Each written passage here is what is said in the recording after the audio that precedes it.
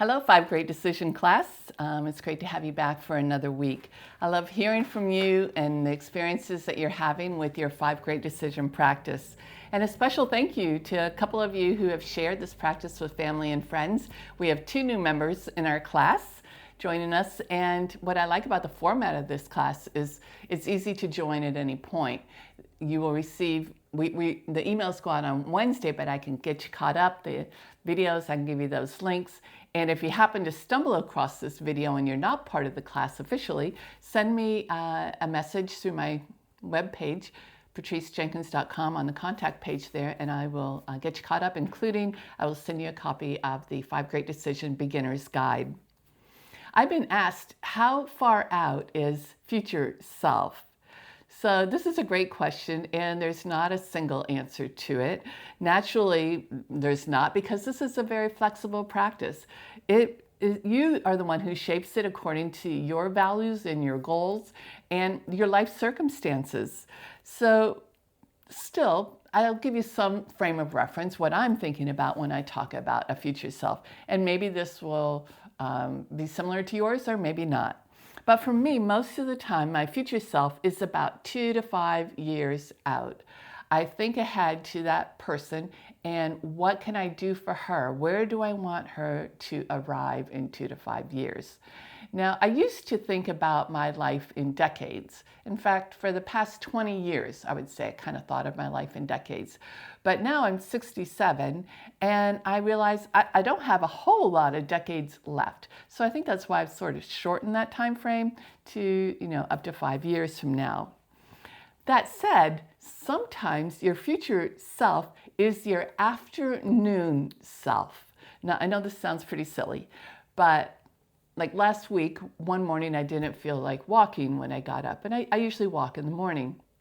And I thought, oh, I can just walk in the afternoon. Now, I also know that when I tell myself that, I usually don't. After, your shower, dress, going about my day, it's a real interruption to change into workout clothes and get that walk in. So on that day, I thought, oh, I could give my afternoon self a gift by just getting this walk done. And so that's what I did. And I thought about that a lot while I was on my walk. I was like, this is being so nice to my afternoon self. And checking that box and the good feeling that came from that. So it can be something kind of as simple. Not everything should be your afternoon self, but it can be that short of time frame. The main thing I like to do is ask myself and ask my future self, what is the gift that I can give you today?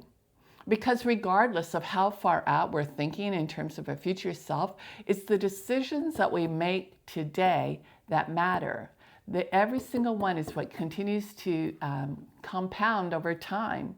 So you can come up with your own time frame, but never lose sight of it's really the decisions we make today that matter.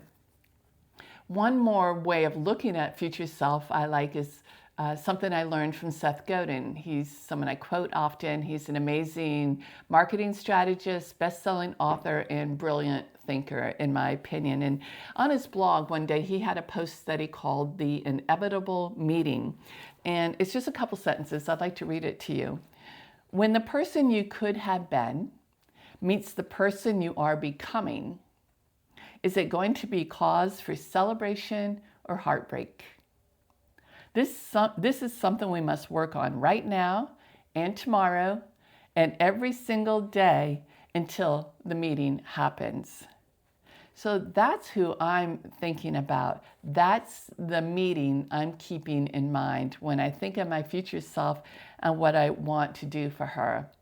I want to meet her with cause for celebration.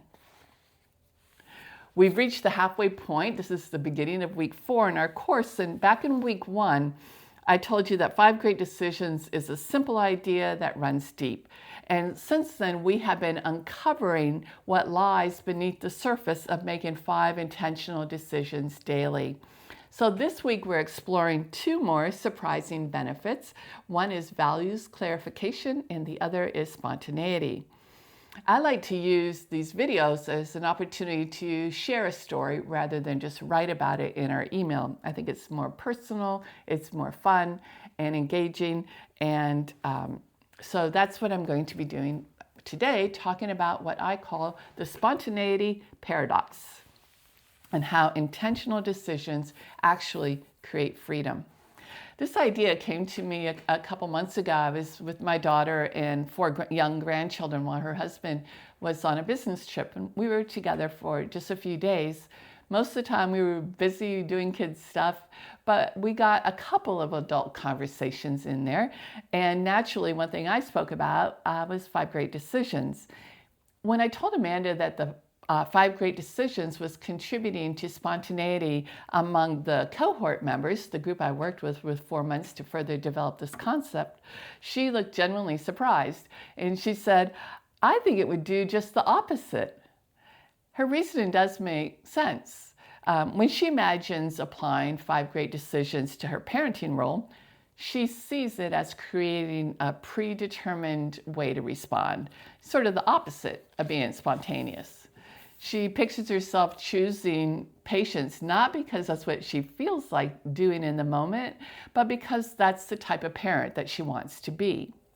So it's this tension between planned response and spontaneity that fascinates me.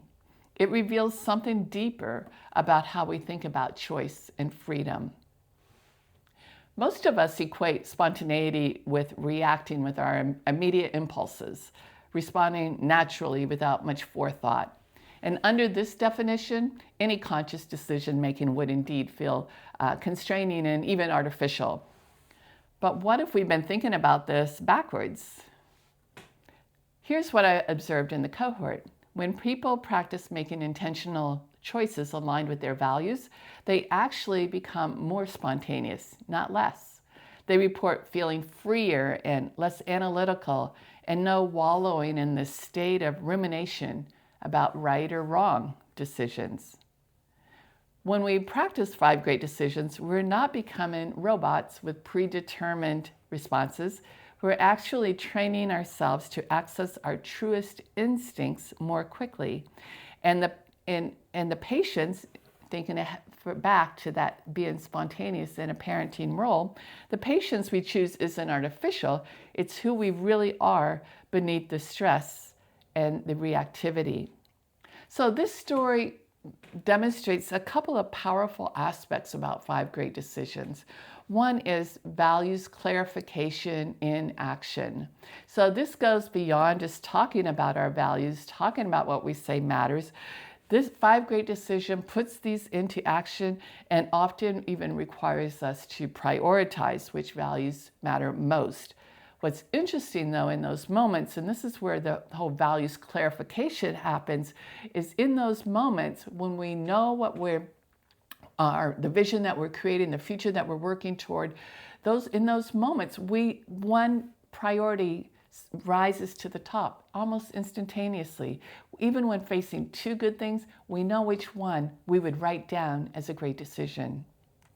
Another thing is identity reinforcement. So these decisions shape our self-concept and they create this positive reinforcement when we think back to a parenting role and being more patient. And every time that happens, that is identity reinforcement of this is the person I want to be. This is the person I am becoming, and this is the person that I'm meant to be.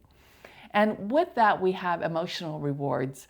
That good feeling you experience provides immediate feedback, and that creates this positive cycle that makes future aligned decisions even more likely. In the email, I go into more detail about values clarification and spontaneity. And I offer lessons in both of those areas, but they overlap so much. Even when I was creating the email, I kept going back and forth. Do I separate these or do I make it a joint thing? Because one reason we can be spontaneous is because our values are so clear to us. I don't know if you have just been reading the lessons or printing them out, but if you don't print them out, I encourage you to do that. Because one thing that happens, the emails are long and it's easy, we're not used to scrolling through and reading. Typically, if we have to scroll through more than one page, we stop. So if you print them out so when it's in an email, it looks like, oh, this is long. When you print it out and think of it as chapter 4 in a book, it's like, oh, this is a short chapter. Also, seeing those exercises printed out, I think, will increase chances that you will actually try them. And that's where the power of this practice lies, is actually engaging in the exercises and having them impact your 5 Great Decision practice. I look forward to hearing how a week of more spontaneity, increased values clarification, or at least awareness around these 2 dimensions that are part of the depthness of 5 Great Decisions plays out in your week. And so send me an email and I will respond to that. And if it's appropriate and with your permission, anything that might also benefit the whole class, I will share in our next email. So thank you so much. Have a great week and I'll see you next week.